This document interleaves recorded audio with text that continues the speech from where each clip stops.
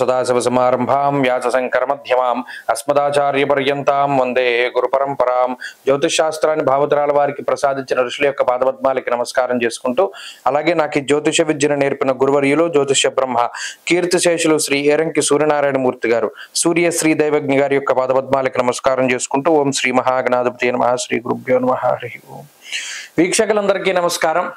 April నెల 20వ తారీఖు లగాయితూ 26వ తారీఖు వరకు ఉండేటువంటి గ్రహగతుల ఆధారంగా ద్వాదశ రాశుల వారికి ఈ వారం ఏ విధమైనటువంటి శుభాశుభ ఫలితాలు కలగబోతున్నాయో ఈ కార్యక్రమం ద్వారా తెలుసుకుందాం.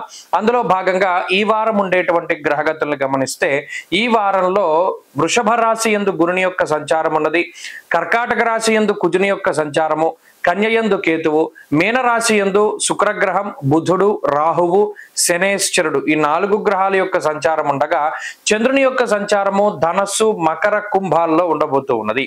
ఇటువంటి పరిస్థితుల్లో ద్వాదశ రాశుల వారికి ఏ విధమైనటువంటి ఫలితాలు కలగబోతున్నా తెలుసుకుందాం. అందులో భాగంగా మొదటిది మేషరాశి. మేషరాశి వారికి ఈ వారం మిశ్రమమైనటువంటి గ్రహస్థితి గోచరిస్తూ ఉన్నది. ఎందుకంటే మిశ్రమమైన గ్రహస్థితి, జన్మరాశి యందు రవిగ్రహం యొక్క సంచారము, వ్యయస్థానమందు బుధుడు, శుక్రుడు, రాహువు, శనేశ్వరుడు ఈ 5 గ్రహాలు కూడా చాలా పీడించేటువంటి గ్రహాలే.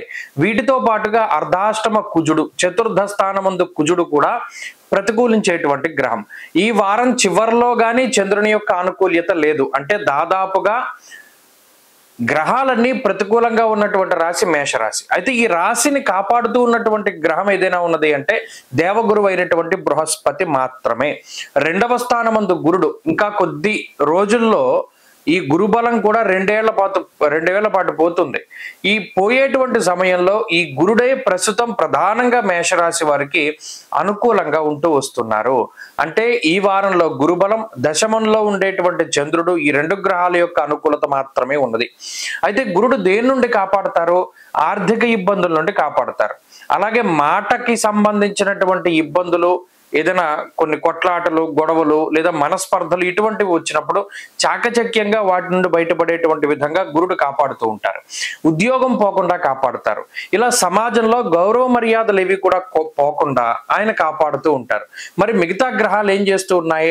అటు అర్ధాష్టమ కుజుడేమో కుటుంబపరమైనటువంటి సమస్యల్ని ఎలా తీసుకురావాలా, మానసికమైనటువంటి ఇబ్బందుల్ని, భాగ్యహానిర్భయం క్రూరః అంటే మేషరాశి వారిని క్రూరంగా ఏ విధంగా భయపెట్టాలి అనేటువంటి విధంగా అర్ధాష్టమ కుజుడు ఫలితాలను ఇస్తూ, మానహానిర్మన క్లేశం కృష్యర్ భోజన పల్పసః అంటే సమయానికి తిండి లేకుండా, సమయానికి నిద్ర ఉండకుండా, వ్యయ ప్రయాసలతోటి ప్రయాణం చేసేటువంటి విధంగా అటు రవి గాని శనేశ్వరుడు గాని మేషరాశి వారిని ఇబ్బంది పెడుతూ ఉన్నారు.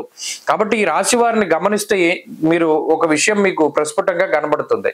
ఒకటి, వేళకి తిండి తినకపోవడం, వేళకి పడుకోకపోవడం, శారీరక శ్రమ అధికంగా ఉండడం, ప్రతి చిన్న పని వీరికి వీరుగా చేసుకుంటూ ఉండడం, ఇతరులపై ఆధారపడ్డటువంటి సందర్భాలు ఏవైతే గతంలో ఉన్నాయో, అంటే పలానా పని వాళ్ళు చేస్తారు కదా అని మనం ప్రశాంతంగా కూర్చునేటువంటి వాతావరణం ఉండదు.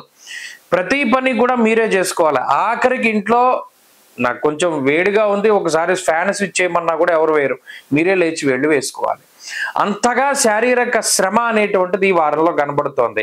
ప్రయాణాలు చేసేటప్పుడు కూడా ఆ ప్రయాణాలు అతి కష్టం మీద ముందుకు సాగుతాయి. అంటే దానిలో ఏ విధమైనటువంటి సుఖం ఉండదు, సుఖవంతమైన ప్రయాణం ఉండదు. ఎంతసేపు కష్టపడి ఎండల్లో నుంచుని లేకపోతే ఫుట్పాత్ ప్రయాణాలు చేస్తూ బస్సు ఎక్కి ఇలా రకరకాలుగా శారీరక శ్రమ పడి ముందుకు వెళ్ళవలసినటువంటి పరిస్థితులు ఉంటాయి.